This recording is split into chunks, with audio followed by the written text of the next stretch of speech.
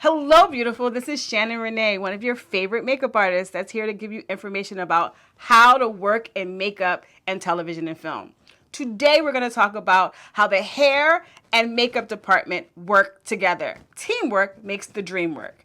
So, in television and film, there are all kinds of hair and makeup people having titles. There's a department head, there's a key, there's a third, and sometimes there's a fourth, and there are additionals. The same for that department, for the hair department. Department head, key, a third, fourth, and sometimes there's additionals as well. So they are not individual departments that only design hair there one way and makeup designs the makeup one way and the director directs one way and the producers pay for it one way. We all work together, all right? So if I have a vision for the makeup, I need to also talk to the hair department and see what they have a vision for hair. There may be a wig, or they may be coloring the hair, or they may be doing something specific that may complement the makeup or may clash with the makeup, or the makeup may not make any sense to the hair. You also want to talk to the wardrobe department as well.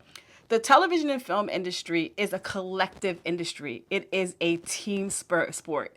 Although a lot of times people think that, well, you're just doing the makeup for this particular look and you're creating that. Although that is true, I also need to talk to many other departments so that we all collectively and cohesively create a look and a character that is realistic to whatever the film or project is trying to portray into the world. So, addition to creating the look together and making sure that you have something that looks consistent and cohesive, you also want to talk about schedules. You want to talk about the additional people that you have. You want to talk about, the times that you're breaking people for lunch or the times that you are bringing people in. So I really, really, really encourage for the hair and makeup department to be one united team together. And the reason why that is let's say, for example, I'm looking at my schedule and there's a day that has 600 background people, and this is a period film.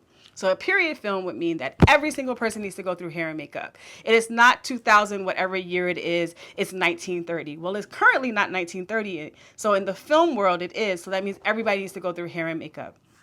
I'm looking at the schedule, it's that many background people, and let's say COVID didn't exist, okay? And I can have an endless amount of makeup artists and I don't have to worry about space in that way. So I would say that I probably would have, for a period, at least 15 to 25 makeup artists, depending on, how many people are going to be in a particular scene. So I would say 25, it was like a party scene, and it's the beginning of the day, and everything is happening.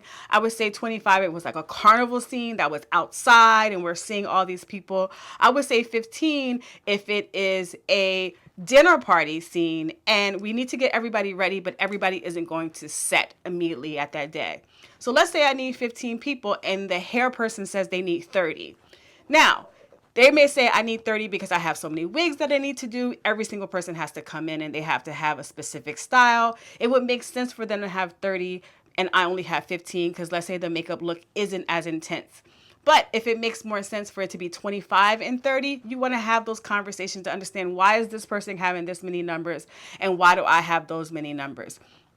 Also, a lot of times the producers will ask you, well, how come makeup department always needs less people than hair department? And you don't want to make it seem like y'all don't talk together and y'all aren't communicating and y'all aren't cohesive and understanding why that happens. So you want to talk, and so you can explain, hey, that's because they have this many people, they have to go through this many wigs, or we're doing a scene where they don't have a whole lot of makeup, and so I don't need as many makeup artists, but we need those particular things.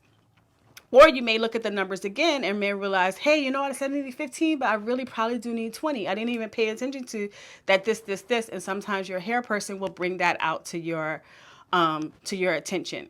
When you're on set, you also want to work as a team as well, meaning that although it is not your job to go in and adjust hair and touch hair, you cannot do that. But if you see something out of place, be a team player and say, hey, I know it's not my place, but I noticed that maybe the hair was coming out this way, or it keeps untucking here. And then, a lot of times people are appreciative of those particular things. So you want to be a team, you want to work together, you want to be as positive and as communicative as possible. And if there is a challenge, you also want to try to work through those challenges so that you can have teamwork, because teamwork makes the dream work. And if you work in make-believe, you're working in a dream.